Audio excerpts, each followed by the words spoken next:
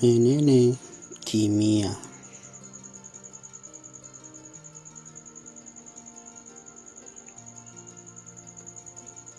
Kimiyya tsararren ilimi ne da ke ɗauka da nazartar abubuwa, ɗabi'a da suke kewaye da ɗan adam. An kira shi da tsararren ilimi ne saboda akwai matakai da tsari da ake bi yayin nazartar abu da kuma gano bayanai akan shi. Matakan gano abu a kimiyyance,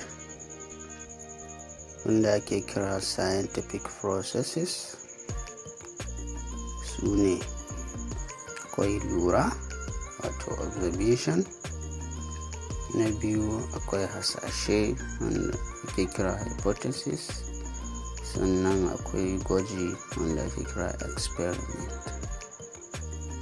Bayan nan akwai sakamakon gwaji wato conclusion, da kuma ƙa'idar kimiyya wato theory.